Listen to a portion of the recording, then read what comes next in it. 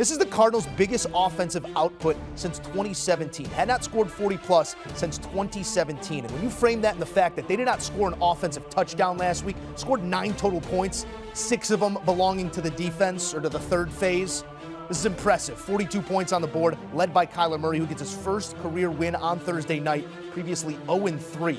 At the wagering window, Cards, they cover the 2.5, no problem. This one comes in over the total of 43.5, just your second over ticket on Thursday night this season.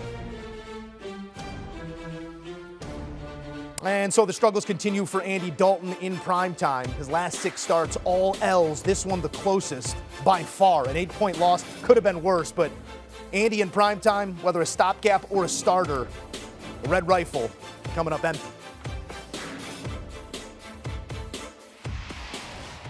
All right, let's react with Tyler Sullivan, CBS Sports NFL writer. Tyler, interesting game here, both during, inside, and outside the whistles. Let's talk about this offense led by Kyler Murray that was non-existent a week ago. Then they put up this number here on Thursday night, 3.5 days of preparation. I mean, how do you explain what we just saw offensively out of the Cardinals?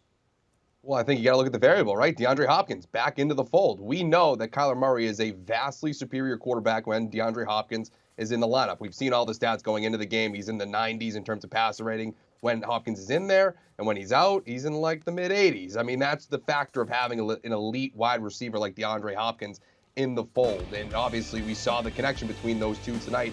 They did not shy away from it at all. It was double-digit targets, double-digit receptions, over 100 yards. They were pretty much in sync the entire way. A little bit at the beginning, they were kind of out of sync, but after, the first couple of series, I thought that they were good to go. So for me, it's extremely encouraging to see that type of weapon be reinserted into an offense that has a number of weapons. I think even, more Ertz. You go down the list, even that backfield now, Benjamin. I know he's the third string running back, but he was running hard.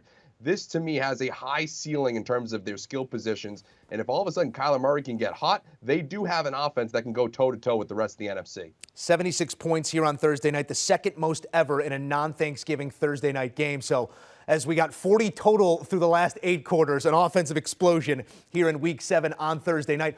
Wasn't the only type of explosion, as tempers did flare in the second quarter. I think we're going to take a look at some video here of quarterback and head coach maybe not on the same page, with Kyler Murray having some choice words for Cliff Kingsbury.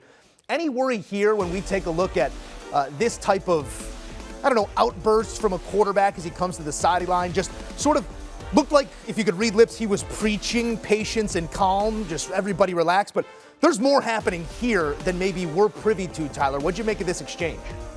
Yeah, I thought it was fascinating. I mean, you look at where these kind of situations are coming. They're coming in the red zone. There were 2 times in this game, including this instance where Murray was showing his frustrations, where it felt like Murray wanted to go, and all of a sudden Cliff Kingsbury's calling a timeout, kind of slowing down the pace. I think that that's where the frustration is coming from with Kyler Murray. And obviously, you don't want your quarterback to be that, I don't know if defiance the right word, but at least outspoken about the situation, about the play call, about how they're running their offense in that particular moment. I don't think you want that on the primetime stage, but that is something that has kind of been hamstringing the Arizona Cardinals. As much as I say they have a ceiling that can go toe-to-toe with every offense in the NFC because of those skill position players, it is still a little bit disjointed, particularly when they get into that red zone. It was better tonight, but there were those instances where all of a sudden they're trying to get things together and it's not really quite working out, and they're forced to call timeouts, kind of regroup, get back together. So for me, that's something that we need to watch there, not only with Kyler Murray and the relationship with Cliff Kingsbury, but how this offense is going to operate in that red area. Again, it was good tonight, and with DeAndre Hopkins back, that's obviously going to raise the ceiling, but it has been disjointed throughout the first stages of the season here, and we even saw it a little bit tonight despite the 42 points scored. Let's put a bow on what was a unwrapped gift here. Now the 2-5 Saints, who for so long were this non-cyclical entity that just won no matter who was on the roster, who was healthy, who wasn't. But life after Breeze and Peyton becoming increasingly more difficult here. What do they do at the quarterback position specifically? We know Andy Dalton, he struggles in prime time, and you could probably stop that sentence before prime time. When Jameis Winston is ready, is he the guy, and how much does it change with Jameis Winston at the helm of this roster?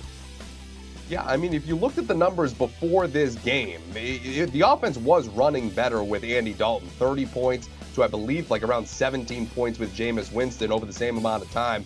The 3 turnovers in this game, obviously you can't have that, specifically the one in the red zone for me. And then the pick 6 towards the tail end of the second pick 6, to me, that was more on Andy Dalton. The other one was a tip pass. You kind of really can't fault him for that one. But for me, because of those interceptions and because of those struggles, the door is open to have that conversation about whether or not Jameis Winston should be the guy. I thought that might have even been the case going into the second half. I mean, that felt like if there was a situation for Dennis Allen to maybe make that change, I felt like he would have been justified there. You look at this game, they were shooting themselves in the foot a number of different ways here. And I know you can look at the pick 6s and the turnovers and things like that, but the overall offense does seem to be a bit disjointed. There was one instance early in the first half on the first touchdown drive for the Arizona Cardinals. All of a sudden, there's a defensive holding penalty on a 3rd and 10 that extends the drive.